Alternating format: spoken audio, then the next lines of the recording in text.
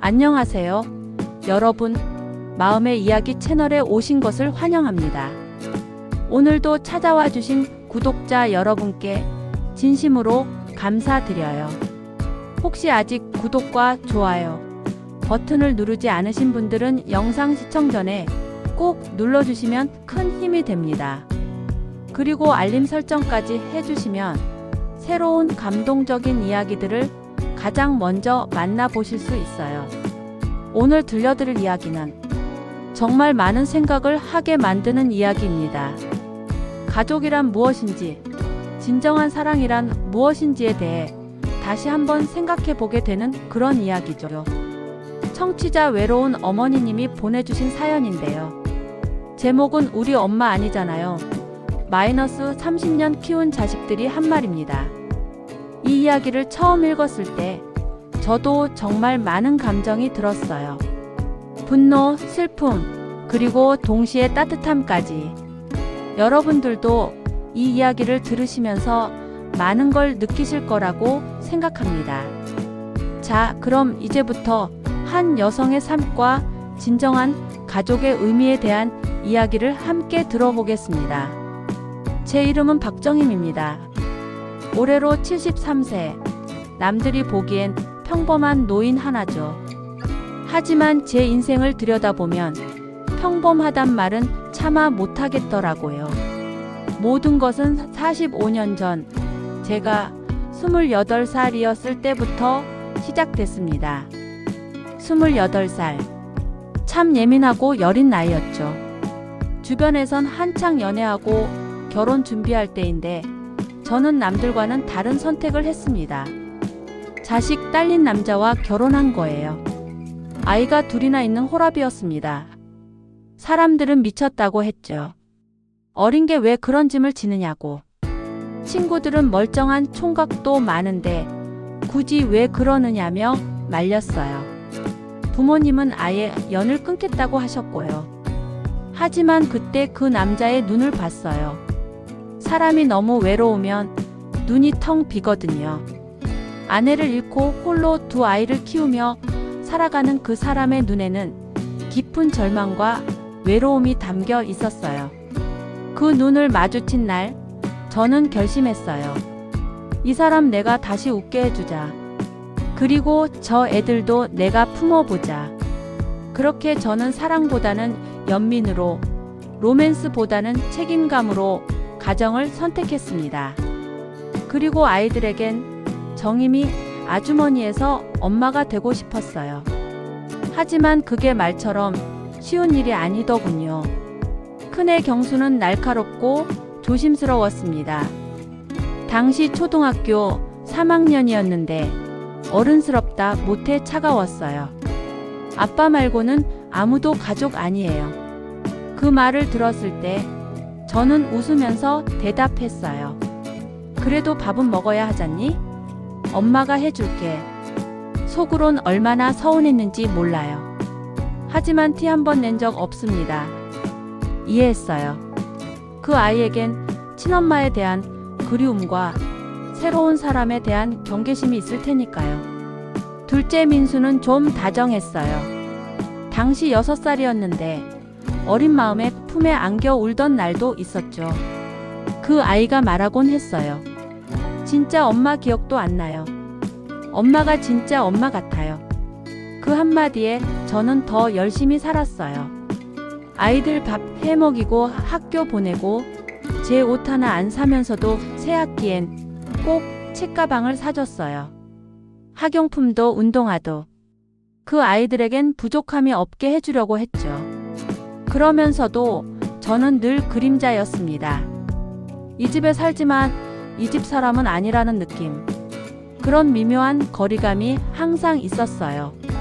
그러던 중 남편이 쓰러졌어요. 위암 말기, 6개월 시한부 선고를 받았죠. 끝까지 간병한 건 저였어요. 병원비는 어떻게든 만들었고, 낮에는 병원에서 간병하고, 밤에는 근처 분식집에서 김밥을 말아서 생계를 꾸려 나갔습니다. 그 사람은 세상을 떠나기 전 제 손을 꼭 잡고 말했어요. 당신 같은 사람 다시는 못 만날 거야. 애들 잘 부탁해. 그 말이 제겐 유언이었습니다. 그날 이후 저는 더 열심히 두 아이의 엄마가 되려고 했습니다. 아침 일찍 일어나서 도시락을 싸주고 밤늦게 들어와도 따뜻한 밥을 차려주고. 하지만 살다 보면 진심을 다한다고 항상 그게 돌아오진 않더군요. 아이들이 크면서 점점 달라졌어요. 경수는 대학에 간 이후론 집에 발길을 끊었고 그 후 민수마저도 장가 가더니 아내 말만 믿더군요. 그래도 저는 묵묵히 뒷바라지했습니다. 집도 적금도 남편이 남긴 보험금도 아이들 이름으로 하나둘 넘겼어요. 제 이름으로 된 건 아무것도 없었어요. 그때까진 몰랐습니다. 그게 나중에 제가 이 집에서 쓸모없는 존재가 되었다는 증거가 될 줄은. 그렇게 세월이 흘렀습니다. 사람이 나이 들면 몸보다 먼저 마음이 아픕니다. 그날도 그랬어요. 혼자서 운영하던 작은 분식집을 정리하다가 갑자기 어지러움이 몰려왔고 그대로 바닥에 주저앉고 말았습니다. 병원에 가보니 의사는 조심스럽게 말했죠. 위암입니다. 전이도 좀 있고요. 서둘러 수술부터 하셔야겠습니다. 그 말을 듣는 순간 저는 진료실 의자에 그대로 굳어버렸습니다. 그 자리에서 제일 먼저 생각나는 사람이 있었어요. 제 아들들. 이 소식 들으면 얼마나 놀랄까. 저는 집에 오자마자 전화를 걸었어요. 먼저 큰아들 경수에게. 경수야, 엄마가 좀 많이 아파서 그러는데 시간 좀 낼 수 있을까? 경수는 되묻듯 이렇게 말했습니다. 또 무슨 일이에요? 지난번에도 감기 걸려서 난리 치시더니 이번엔 뭐예요? 순간 목소리가 탁 막히더군요. 얘가 언제 이렇게 말이 거칠어졌을까? 그래도 꾹 참고 억지로 웃으면서 말했어요. 이번엔 좀 심각한 병이래.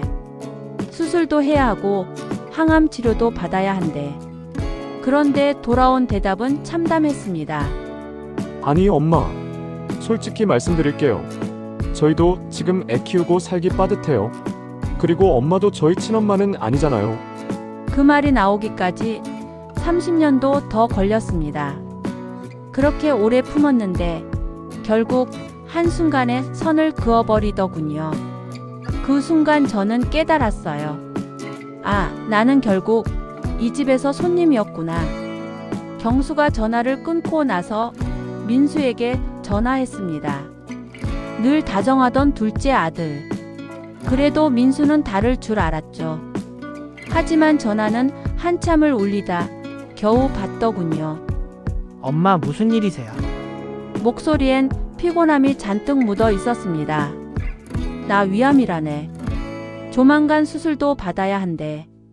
민수는 한참을 말이 없었습니다. 그러고는 천천히 이렇게 말했죠. 어떡하죠? 와이프가 지금 임신 중이라 병간호는 좀 어려울 것 같아요. 엄마 조심해서 잘 치료받으세요. 그날 밤 저는 혼자 주방 의자에 앉아 물을 마시다가 문득 고개를 들었습니다. 식탁 위에 놓인 가족 사진. 남편과 아이들 그리고 저. 그 속에서 웃고 있는 제 얼굴이 지금처럼 낯설게 느껴진 적이 없었습니다. 다음날 아침, 저는 방에 들어가 서랍을 열고 조용히 짐을 쌌습니다. 옷 몇 벌, 약봉지, 통장 한 장. 그게 전부였습니다. 병원 가까운 곳에서 지내기 위해 집을 나서면서도 아이들에게는 문자 한 줄 남기지 않았습니다. 어차피 제가 사라진 걸 그 아이들은 당분간 모를 테니까요. 서울 외곽의 허름한 고시원. 창문은 작고 복도는 늘 습기가 가득했습니다. 한 끼 3,000원짜리 도시락과 싸구려, 전기장판. 그곳이 제 병실이자 집이었습니다. 혼자서 항암 치료를 받으러 병원에 가는 건 쉽지 않았습니다. 구역질의 어지러움 탈진. 버스 정류장에서 몇 번이고 쓰러질 뻔했죠. 그래도 병원은 가야 했습니다. 살고 싶어서가 아니라 아무도 제 죽음을 책임져 줄 사람이 없었으니까요. 그렇게 스스로를 버티며 겨우겨우 지내던 어느 날이었어요. 병원 진료실 앞 의자에 앉아 흐릿한 눈으로 세상을 바라보고 있는데 낯익은 얼굴 하나가 제 앞에 섰습니다. 혹시 정임 이모 아니세요? 고개를 들어 쳐다보니 그 아이가 거기 있었습니다. 한나. 예전 분식집 단골 손님. 초등학교 5학년쯤이었을까요? 엄마가 없다고 했던 그 아이. 혼자 김밥 사러 오던 날마다 이모, 단무지는 빼주세요 라며 웃던 얼굴. 한나 맞니? 그 아이가 고개를 끄덕이며 눈시울을 붉혔습니다. 이모 기억 못 하실까봐 걱정했어요. 어렸을 때 저 많이 도와주셨잖아요. 밥도 공짜로 주시고 김치도 싸주시고. 가슴이 뭉클했어요. 누군가가 날 기억해 준다는 것 그 자체가 큰 위로더라고요. 한나는 요양보호사 일을 하고 있었고 그날도 병원 어르신을 모시고 왔다가 저를 본 거였습니다. 그날 이후 한나는 퇴근 후 고시원에 와서 저를 돌봐주기 시작했어요. 반찬을 싸오고 머리를 감겨주고 입맛이 없을 땐 직접 죽을 끓여왔습니다. 처음엔 미안했어요. 얘도 바쁜 나이인데 왜 나 같은 사람에게 시간을 쓰나 싶었죠. 그래서 몇 번이고 말했죠. 한나야, 이모는 괜찮으니까 너 일 보러 가.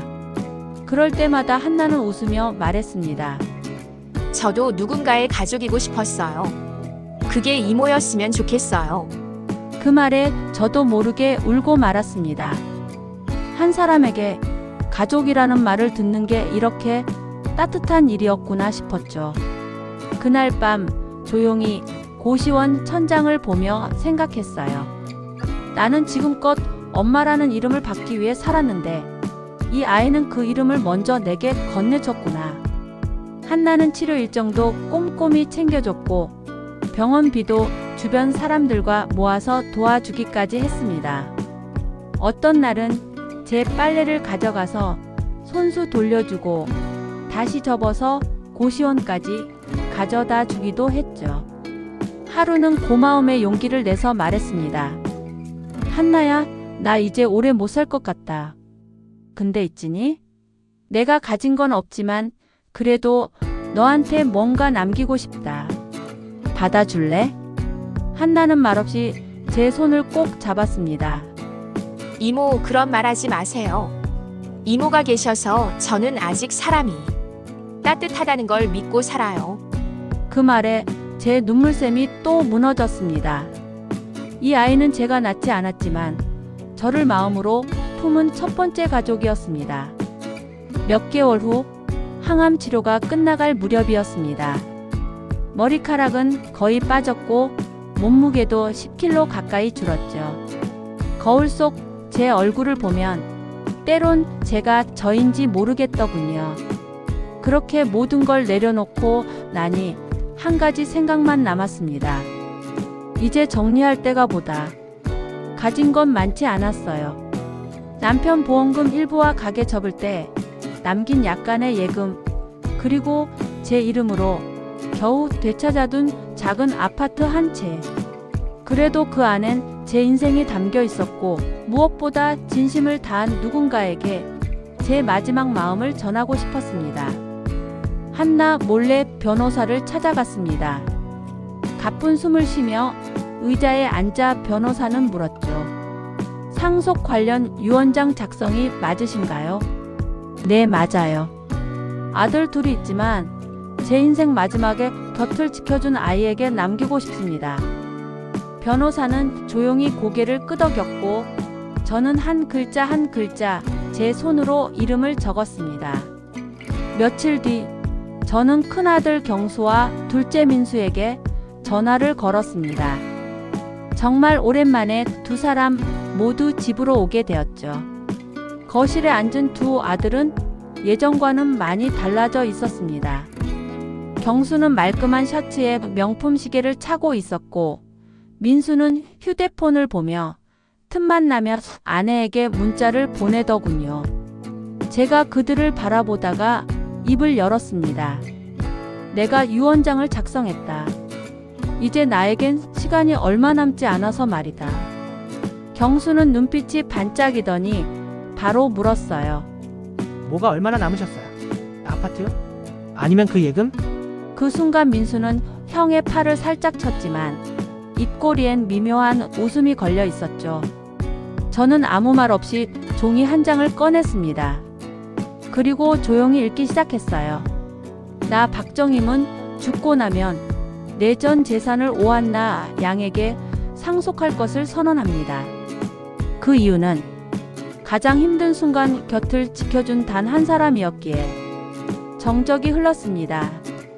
경수는 순간 종이를 낚아채듯 빼앗아 읽더니 말도 안 되는 듯 소리를 질렀습니다.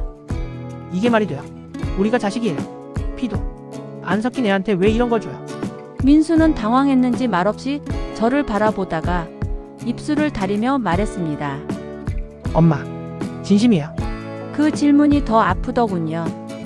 이제 와서 엄마라고 부르는 그 말 속에 진심이 아닌 욕심의 냄새가 섞여 있었기 때문입니다. 저는 조용히 고개를 끄덕였습니다. 그래, 너희는 엄마가 필요할 땐 전화도 받지 않았잖니? 그런데 한나는 엄마가 아무것도 없을 때 밥을 차려줬고 손을 잡아줬다. 경수는 손을 부들부들 떨며 말했습니다. 그럼 우리한테 아무것도 없다는 거예요? 아무것도는 아니지. 내 인생 속에서 너희는 가장 많은 걸 가져갔으니까. 그 말이 끝나자 경수는 자리에서 벌떡 일어나 문을 쾅 닫고 나가버렸습니다. 민수는 고개를 푹 숙인 채 말없이 앉아 있었죠. 그날 밤 거실엔 다시 고요함만 남았습니다.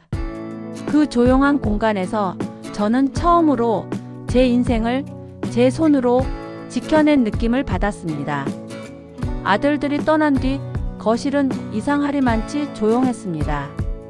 그날의 정적은 마치 제 인생 마지막 장면을 암시하듯 무겁고 길게 이어졌습니다. 문이 쾅 닫히는 소리, 경수의 격한 눈빛, 민수의 침묵. 그 모든 게 가슴에 돌덩이처럼 얹혀 숨이 턱 막히는 것 같았죠. 소파에 앉아 한참을 멍하니 있었어요. 텅 빈 집 안에서 제 존재도 함께 사라진 기분이었으니까요. 그러다 현관문이 조용히 열렸습니다. 그 어떤 발소리보다 따뜻한 기척이 느껴졌습니다. 이모, 저 왔어요. 한나였습니다. 작은 종이 봉투에 반찬 몇 가지와 따끈한 미역국. 항상 그렇듯 두 손 무겁게 찾아온 아이. 그 아이를 보자 그제야 가슴이 조금 풀리는 것 같았습니다. 자식들이 다녀갔어요. 한나가 조심스럽게 물었습니다. 저는 고개를 끄덕였어요. 그리고 조용히 말했죠. 그래, 왔다 갔어. 근데 자식이 아니라 남처럼 느껴지더라. 그 말에 한나는 제 손을 꼭 잡았습니다. 손끝이 참 따뜻했어요. 그 순간 내내 참고 있던 눈물이 터졌습니다. 미안하다, 한나야. 너한텐 주기만 했어야 했는데 괜히 이런 짐을 지우는 것 같아서. 하지만 한나는 말없이 제 등을 토닥이며 말했습니다. 이모가 날 키워준 거예요. 말로 안 해도 알아요. 저한텐 엄마 같은 사람은 이모뿐이에요. 그 말이 가슴에 쿵 하고 박혔습니다. 어쩌면 평생을 바라던 그 말. 한 번이라도 듣고 싶었던 진짜 가족이라는 말. 그날 밤 우리는 함께 밥을 먹었고 한나는 저를 이불까지 덮어주고 나갔습니다. 현관문이 닫히기 전 한나는 다시 말했죠. 내일도 올게요. 이모, 편히 주무세요. 그 말이 그렇게 고마울 수가 없었습니다. 누군가가 내일도 다시 온다는 것. 그 기다림이 있다는 게 참 큰 위로더군요. 사람들은 말합니다. 가족이란 피로 이어진 사이라고. 하지만 저는 피보다 더 깊은 건 마음으로 맺은 인연이라는 걸 살면서 알게 됐습니다. 제가 낳지 않았지만 끝까지 저를 돌봐준 아이. 그 아이는 저를 엄마라 불러줬고, 저는 그 아이를 제 마지막 가족이라 부르게 됐습니다. 처음엔 억울했어요. 내가 뭘 그렇게 잘못했나? 왜 자식들에게 외면당해야 하나? 하지만 이제는 압니다. 진심은 언젠가 반드시 닿는다는 걸. 그리고 사람은 결국 자기를 기억해주는 누군가의 곁에서 편안히 눈을 감게 된다는 걸. 저는 그렇게 한 사람의 기억 속에서 끝까지 엄마로 남을 수 있었다는 것만으로도 충분합니다. 혹시 이 영상을 보는 당신이 저처럼 어디선가 외로운 가족이라면 꼭 기억해 주세요. 진짜 가족은 피를 나눈 사람이 아니라 끝까지 곁에 있어준 사람입니다. 그리고 혹시 지금 누군가를 당연하게 여기고 계시다면 그분께 고마운 마음을 전해보세요. 사람은 언제 어떻게 될지 모르니까요. 긴 이야기 끝까지 들어주셔서 정말 감사합니다. 오늘 이 이야기가 여러분의 마음에 조금이라도 울림을 줄 수 있었다면 좋겠어요. 구독과 좋아요는 더 많은 분들께 이런 따뜻한 이야기를 전하는데 큰 힘이 됩니다. 그리고 댓글로 여러분의 가족 이야기나 감상도 들려주세요. 여러분의 이야기 하나하나가 또 다른 누군가에게는 큰 위로가 될 수 있거든요. 모든 분들이 사랑하는 사람들과 따뜻한 시간 보내시기를 바라며 오늘도 소중한 분들께 안부 인사 꼭 전해보세요. 감사합니다.